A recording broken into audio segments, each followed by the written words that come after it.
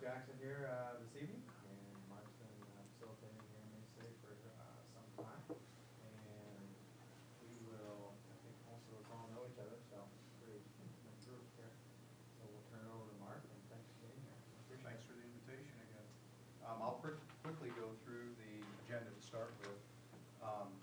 Brent will do a summary report of what was accomplished last year. And then I'll ask each of you to go through what you've accomplished basically over the last 12 months or so. And we'll look at some issues, concerns, opportunities, and trends. And then I also attached to your agenda, which was the third page. Last year there were some goals that were adopted. There were 6 of them, to see whether you wanted to maintain those, add to them, delete them. I wouldn't spend a lot of time on them, but if it's something you wish to do, we'll go through that as well. I've asked Brent to identify what ongoing commitments you have currently going on right now as well. Then we'll list all potential programs, policies, projects, and initiatives, any priorities you think that should be there. And then we'll go through and establish the priorities, and then any questions, comments, or suggestions. Does that sound agreeable to all of you? Good. Were you say something? Yes. Please. I didn't know if a head nod was gonna show or if he I needed thought- us to no. say out loud, so, okay. All set? Good. Okay, just some general ground rules. This is a work session, mayor and council, so there's no final action. That comes later on. I'll send a final report to Brent, and he can take it to you at a future council meeting. Please be respectful of the ideas, suggestions, comments of others.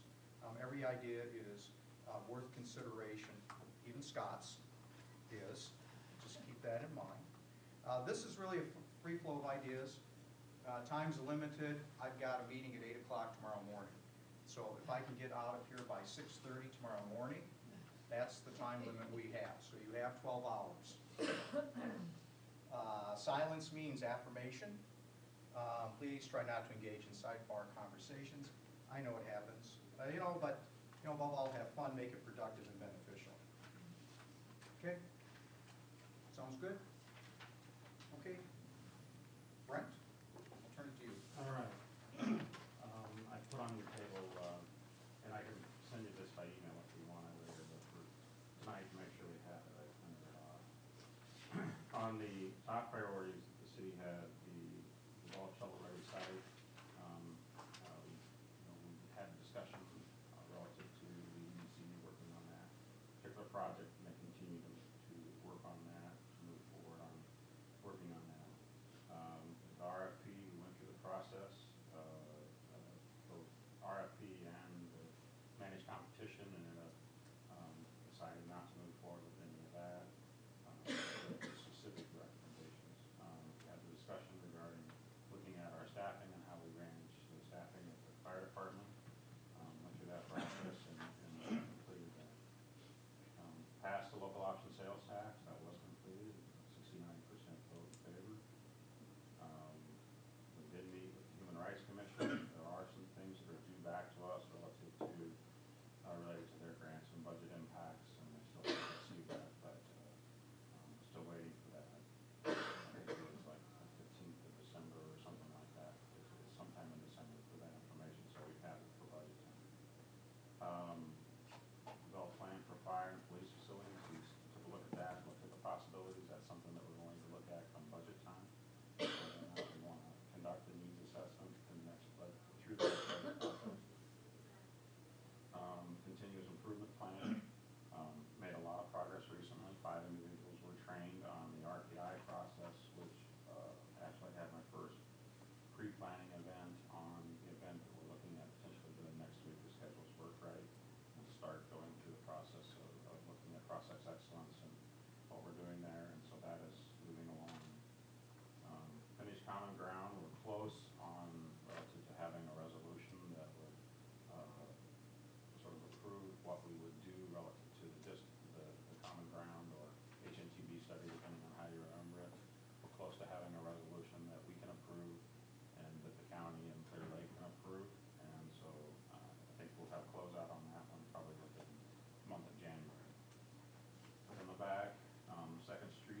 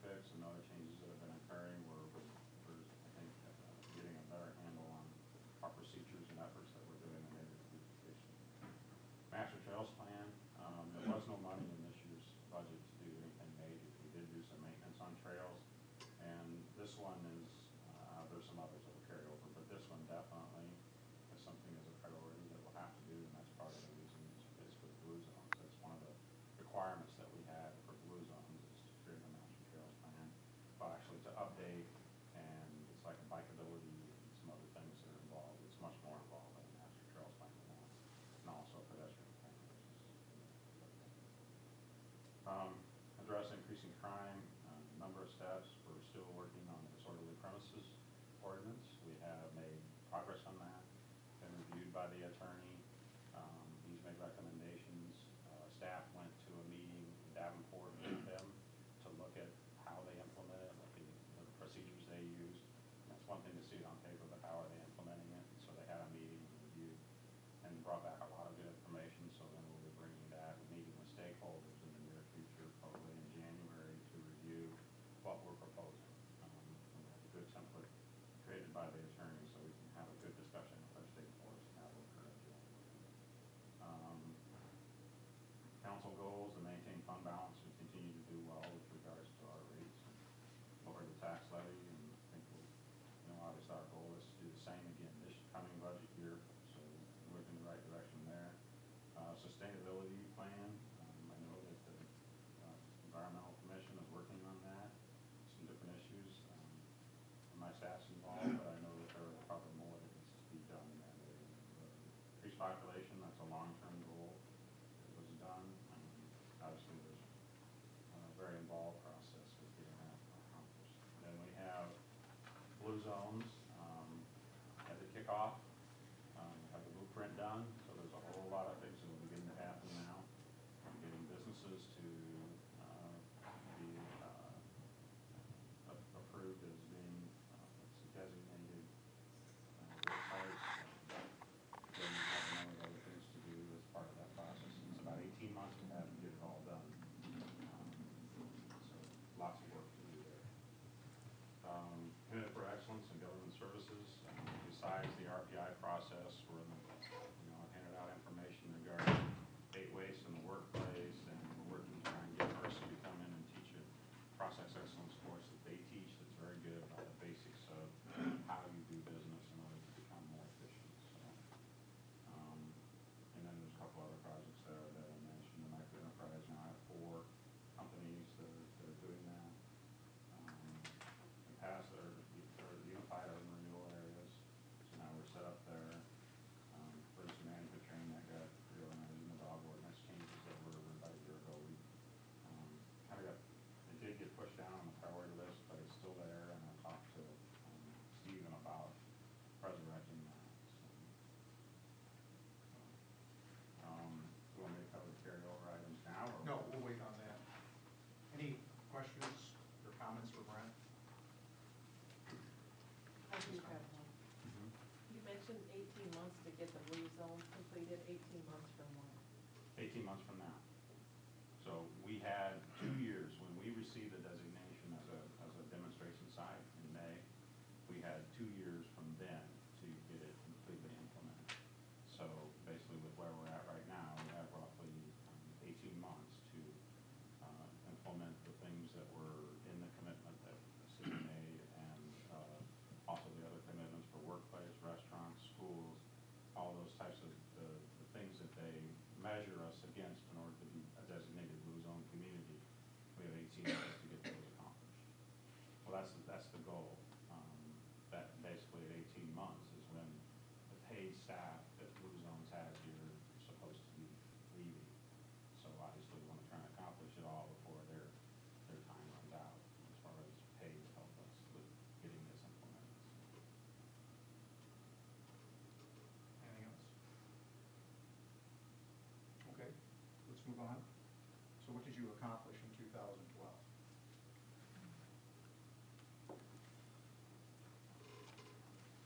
I'll start, Scott. Yeah, I broke things down into economic development, infrastructure, and then kind of a general list. Okay, that sounds good. In terms of economic development, agreements with Anchor Housing, Cargill,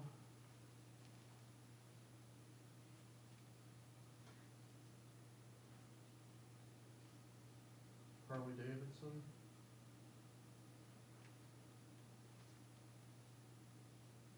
Meadowcraft,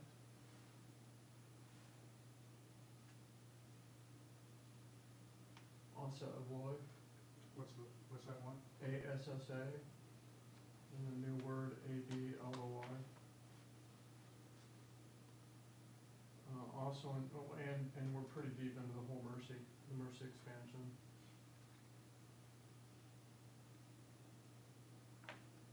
Also, in terms of economic development, we executed a 2080 agreement with the DOT regarding Highway 122, which has been a long time coming. And the one corridor agreement, the agreement with Clear Lake in the county, which was really pretty significant. That's my economic development list. Let's give other people a chance to talk. I was just gonna say, the whole past year, obviously recently we had a project that, we didn't wanna see leave, but I think we did a good job of retention up until, I guess, not gonna place blame on anybody, but we had a project, recently leave, but up until then, I think we did a good job on our economic development side, of retention of our current employees, and that's a huge job of ours is to maintain our employment and our employment base in town. And I think the projects that Scott listed out did a good job of that. Yes, Jana? Well, we completed our flood buyout, and that was huge. Huge type thing. And we had 5 banks commit to, low-cost loans for developing. What was it, Brent, $1 million each, 5? Yeah, $1 million 5 banks, $1 each? million each, go along with what we had committed to, 150,000 commitments total. And then we did our TIF reorganization. Did you consolidate your districts? Yes. Is that what you did?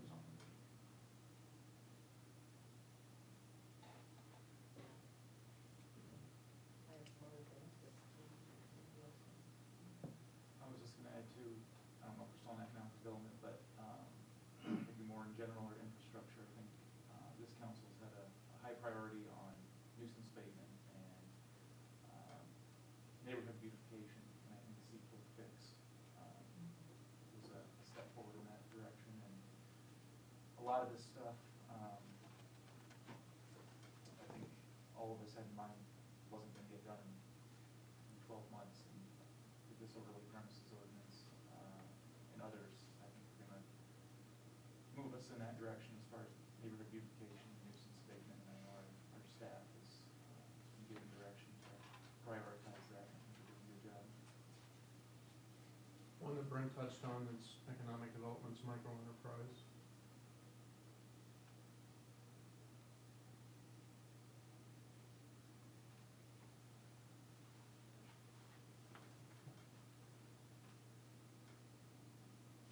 I was just add, we were accepted to be a Blue Zone community and Pine Creek General. And, that's pretty neat because just a wide level of support for that from business and from people. I know it was tough competition. It was tough. It was tough competition. Yeah. It really was. Yeah, we've passed, low plastic sales tax, the community did a great job with that this year, especially given the general election. There was a lot of noise out there, but we got out there early and often and kind of busted through it. Commitment to excellence in government service, we've, increased our transparency considerably. We're now not just half on MediaCom, but we're on the web as well. The agenda's right there. And then council recently passed an ordinance, that puts every one of our boards and commissions, all our organizations up on the web with packet agenda, minutes, everything. Basically, it's one-stop shop. It's pretty. I checked it out. And we're paperless council. And we're paperless. So I bring paper. Thank God. You know, This is somebody's gonna be old school. I know, it's the night where you scribble on, that wouldn't be so bad. And housing tax abatement.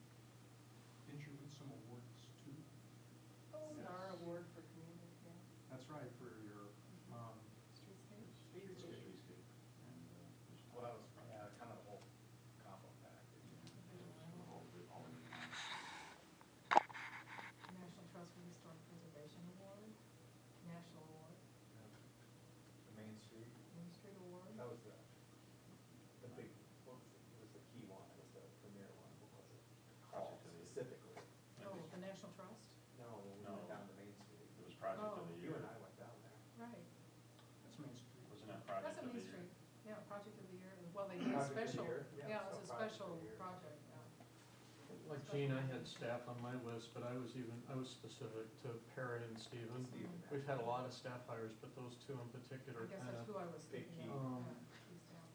so I just kind of wanted to mention them by name. I see those two Growth as key development hires. planning.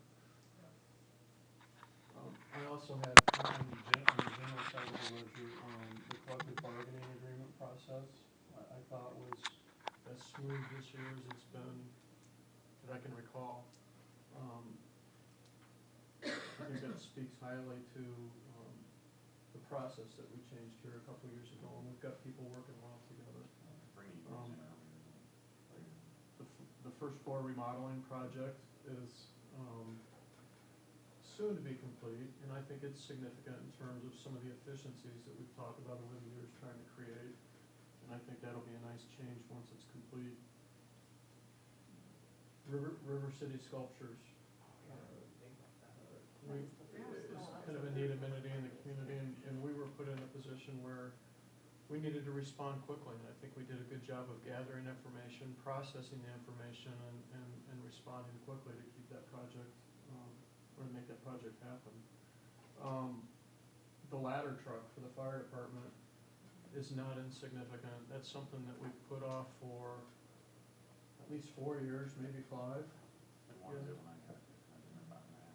That's, we make a lot of equipment purchases over the course of a given year, but this one in particular is significant.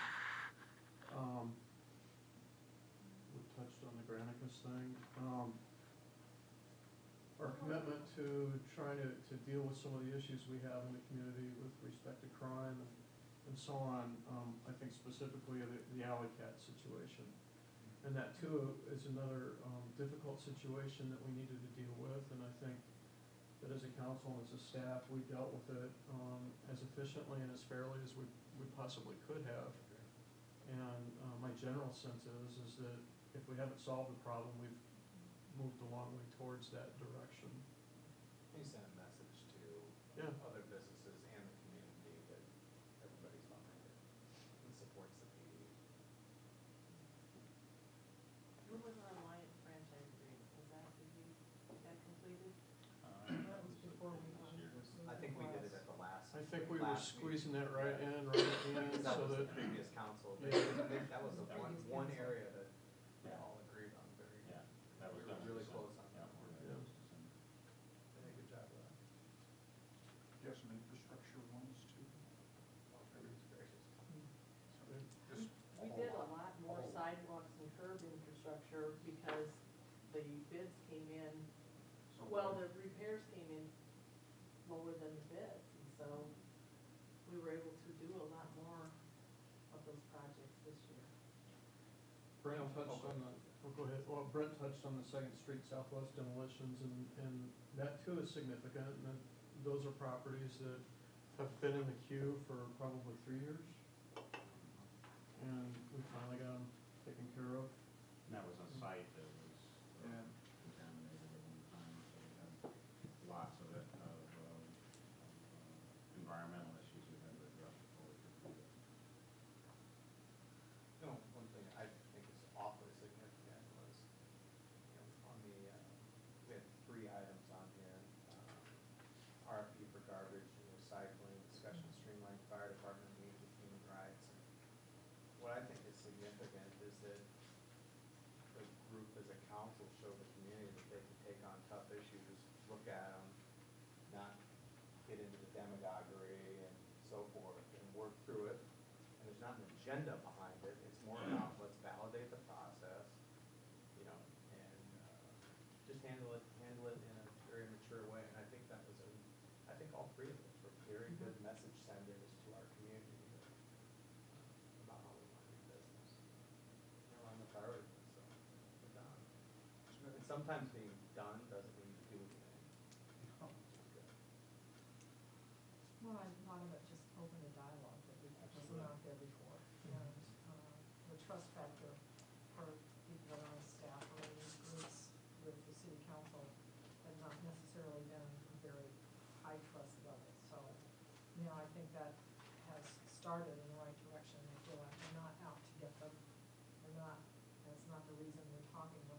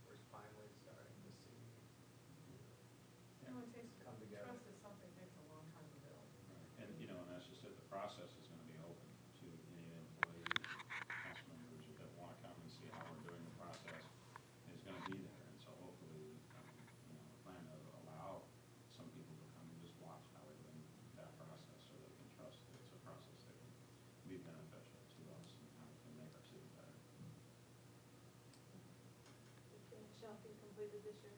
No. And Shell got completed. Yeah, that's right. More to do with that, though. 12th Street overpass repairs.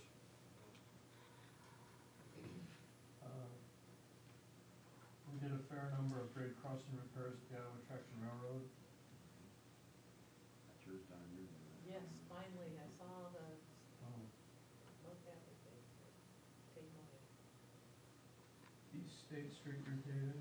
What's east? East State Street repaving. Just need to strike it from. And then also the Half the street's got a stripe. 6th Street Southwest repaving. Those are two fairly significant repaving projects in the community.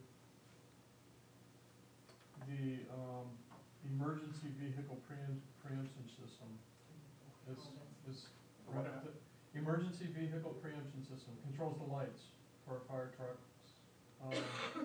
That's last week, I guess this is this week.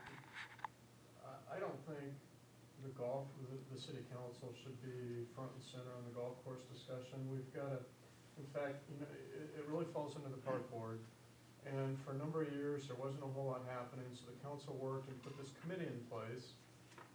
And they came up with this grandiose master plan, which requires a huge amount of capital to execute with absolutely no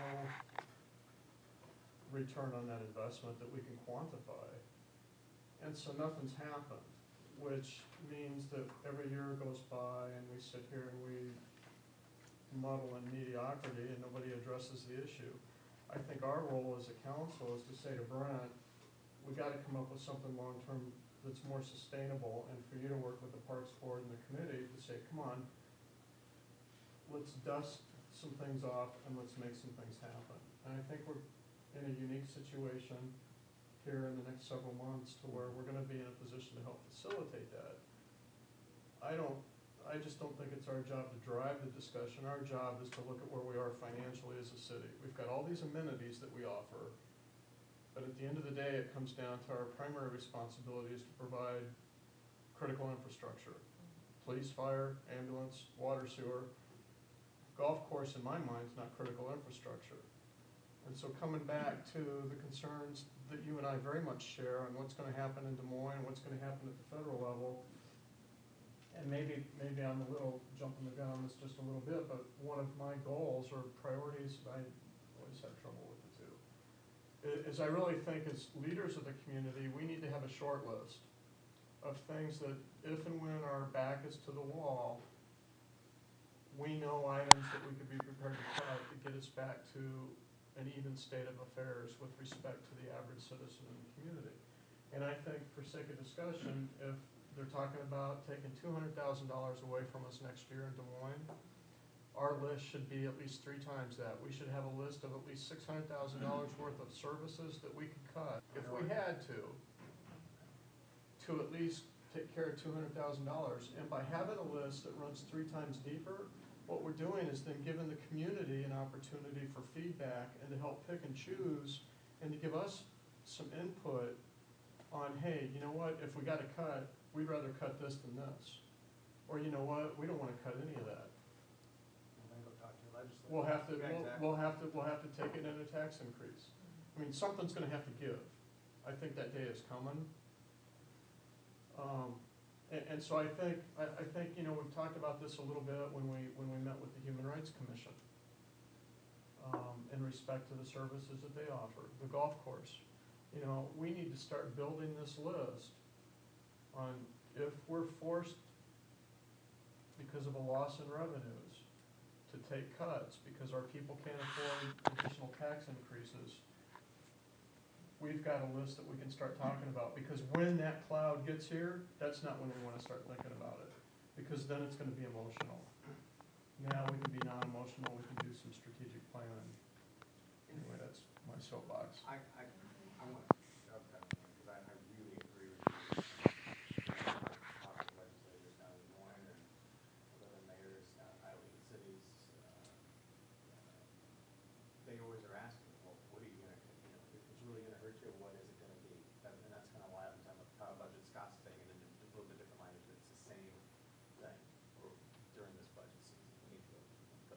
I like the idea of tripling it, make sure we have it in the discussion, because that allows the community to see what we're even talking about, and you're right, maybe we didn't include something that we should have, and we should take something else off, or maybe it'll be a different conversation, but it gives them the ability to know that we're not just flying off the handle. I think that's really important, it's planning for what we are going to see potentially. So, the other thing I wanna add on that is, for opportunities is, you know, Brent was at a conference, and they've been talking a lot about, 5-year operations budgets, and, I think that would be an incredibly useful planning tool, and we can see, trends on there, and, I think that's a very good exercise for staff in particular to put together for that.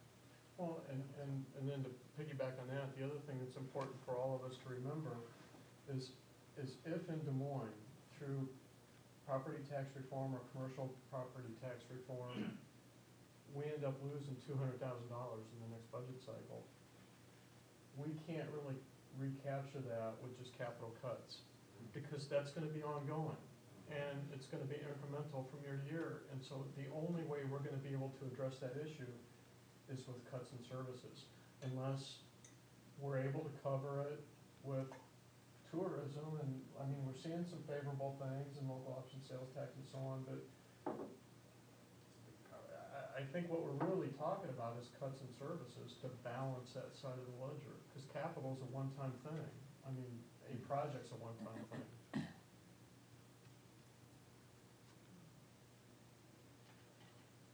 Alex, did you have any?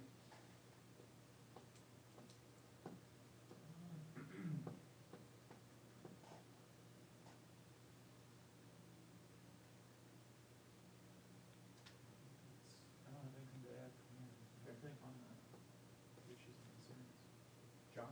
Oh, I'm sorry, you Well, that's okay. Go ahead. I'd like to hear it. Do we have any clue the impact of the lost flood homes yet on our taxes? No, so far, what we've seen is there's been enough growth that we've covered, there's been enough growth that we've covered what we've lost. Now, we still have, significant number of homes to go. We have, out of 160, I think we've only got 60 down or something like that. It's still a long ways to go until they have them all accounted for. But everything's off the tax roll now, though?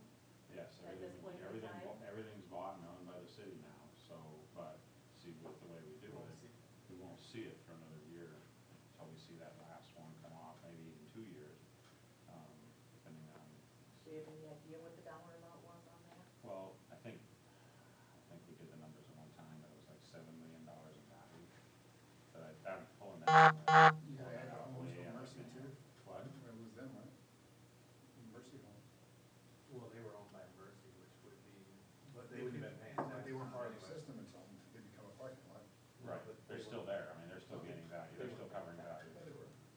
I think because of the use they get. Oh, were they? Yeah, I think because of the use as a home, it's not considered part of their operations, they still have to pay property taxes on it. Just like the city, if we were to have a rental home or use property or something other than a city function, we have to pay property tax on it. But yeah, they're still on the books until it's reported out. But I don't have an exact number, but online I've seen them look year to year, we've had valuation go up every year. Now, part of that is we've been lucky that as the same time that's coming on, I will say, is that we've had an increase in the rollback. We call it a rollback, but now we're actually going up. We had 2% last year, we're expecting 2% again this year. So that's adding value from everyone else's home, and that adding a value helps cover what we're losing from the floodplains. So we are seeing, because of that rollback going up instead of down like it had been, we're seeing an increase in value overall. So that's. Village co-op. A village Village co-op. In the next 2 or Covers a 3 big chunk years, of do we that. have any? Yeah, that covered, I remember doing the numbers. Do we have any TIF districts come online, so we can take in, I don't know. TIF just, 2021, we'll have the TIF districts come online, and which will dump a whole lot of value in this community. I mean, budgets will be a lot simpler when that ends, but These guys gotta wait around for 8 more years. yeah, I tell you, when we look at the value that's in those TIF districts in 8 years, and But 2022's the first budget, big chunk that comes. yeah, that's when we'll really see it. But some projects will be coming off incrementally. I mean, you look at, Golden Grain, a big chunk of Golden Grains will come on in 5 years. And so there are others that will be coming on. Now, the new ones will be until the end, but there are projects that were done in the beginning of those districts that we'll see them come off and start adding to the tax base. I think one of the opportunities that we have, particularly right now, is building on our successes with the Vision Iowa and what we've done with our downtown. It was amazing because I drove through the downtown on the way here, and cars and people and activities are going on. Not, number one, it's not Thursday night. You know, the stores aren't open, but there were people downtown. There wasn't a place to park in the Federal or on State Street. Evidently, there was something going on at the hotel, but still. And it's, you know, the time where people are partying and stuff for the holidays. But I've been so pleased with the activity every day, every night, since that hotel's open. And I truly think this is just the tip of the iceberg, because I don't think it's going to slow down anytime soon. One concern that's ongoing, long-term, but we should always have it on front of mind is our water rate mark. A lot of that has to do with debt, but I still think there's some opportunities there. I have two things that build on some comments that my colleagues have already made. Alex on blue zones and then Gene on downtown. And Gene, I'll throw this out there because I'm not sure if we'd be on the same page or not. I've made a note here. I made 4 bullet items for 2013 focus, just to get it out there. And one of them was move redevelopment focus from downtown to our gateways. I agree. I feel like for a number of years now, we've had a huge focus on downtown. And I think that as a legislative body, we've done just about all we can do. We've put everything in place, and now the downtown needs to start carrying that water. And I think downtown's in a good position to do that. I agree. And so I wrote down that I think we need to focus on our gateways. And in an ideal world, if I had to pick, I'd focus on the north and south gateways, because I think they're worse than the east and west gateways. And specifically with the south gateway, and this is right in line with our comprehensive plan, I would love, we can't drive the boat, but we can create the environment. And I'd love for redevelopment of Southport. It's a great place for a grocery store. It's an underserved portion of the community with respect to groceries that's right in line with blue zones. Great place for a farmer's market. Anyway. Scott, let me ask you a question on Yeah. Southport. How do you see the city's role potentially being involved in the Southport? I mean, would I you- don't know. And the reason I ask is because it is primarily retail, it's not something that I'm, and it'd be a different low dollar. I can answer that in the most general sense. Yeah. If the council agrees that we want to move our focus towards the gateways, Mhm. and we agree that we want to focus on the north and south end, then, and we agree that Southport is an area to Which focus would on, be particularly then we hard. say to Brent, go get your new guy, Stephen, Yeah. and have him bring us a plan and tell us how we can help. And that's good because, like I said, I've got a couple retailers starting to happen and interested in us. And Now, we have to need be, know. and we have to be really careful with development incentives for retail, because I think we need to be sensitive to creating competitive advantages for companies that have established competitors here in town that are working hard every day to meet payroll and to get customers. So it's really a sensitive area. And then on North Federal, you know, we've talked for years, and some of my former colleagues have had a long-standing focus on the north end. And I think now that we've got some other things behind us, maybe now the time is right to turn our attention towards the north end. And again, I don't know what we can do, I don't know what we should do, but I think if we talk about it enough and we get enough ideas, that we can probably make something happen. Well, now that we've got the urban revitalization, I mean, you know, brought it up there, it does give people some extra tools to actually do something, but we need to start seeing some projects to take advantage of. And by the way, some of those projects might be retail up there. However, that might be the area where you actually potentially consider it. You know, I mean, Well, it's very special circumstances it up there is. to revitalize that. And the thing about the community. north end Yeah. is it addresses not only the blight, the need for redevelopment, but Alex, you touched on, the blight and some of the things that we're trying to do to improve our neighborhoods. And Jean, you touched on crime. And all three of those things come together when we go north of 12th Street. Yeah. Well, and also when you start talking about blue zones and walkability and some of the things, if you're looking north and the south part, you can't walk anywhere down there. You can't, I mean, even on a bicycle it's dangerous. Or even on the west side of town, I was driving through and thinking, you know, if somebody wanted to get from point A to point B, you see people trying to cross the road. It's impossible. So, I mean, that kind of fits into the blue zone thing too.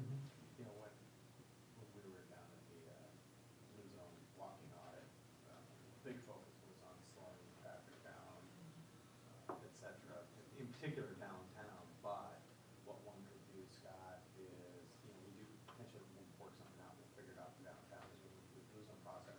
But why not potentially slow it down right there, you know, start at 12th Street and slow, you know, extend the parking back out the street at angles and, you know, narrow it down, make sure it's bike lane and slow it down there. Maybe even 16th Street. Exactly. Does that make sense? I mean, Yeah, yeah. Just And to well, and recreate actually- another center of, Well, and actually, that's a good segue, because I wanted to build on some of the comments that Alex had on blue zones. That I think one of the unique opportunities that blue zones presents is for relatively low cost. I think we can make some significant impacts on livability in the community when we talk about biking, walking, being able to navigate and so on. Pavement marking was a big discussion we had here a week or two ago. Yeah, over at the, I was trying to remember when we had the discussion. It was at the Park Inn Yep. during the Danvers. launch. Yep.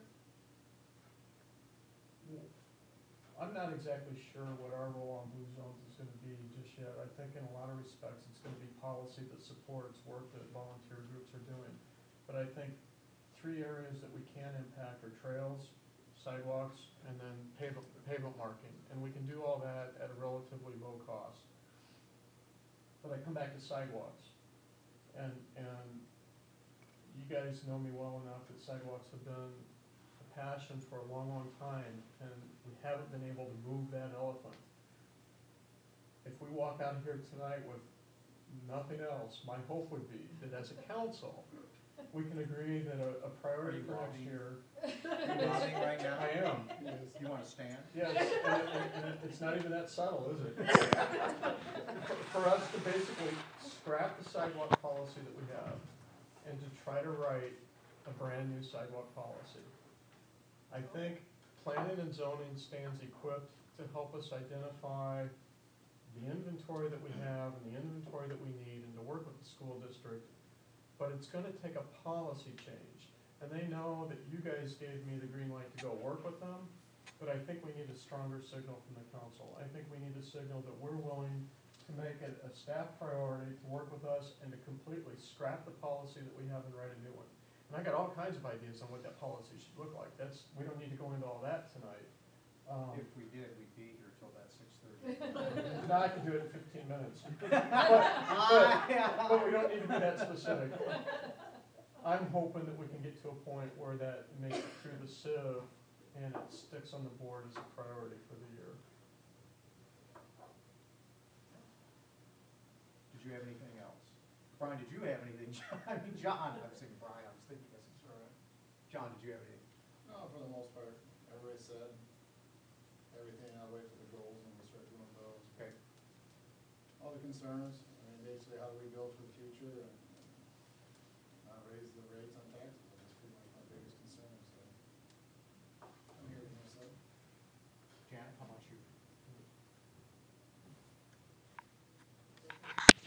Mayor? The thing I would add is that when we, I kind of with Scott on whether it's goals and priorities, but I hope that the one thing that we see on the priorities list is what we don't see, which is have it be a little bit more consolidated down, tighter this year. The priorities? Yep.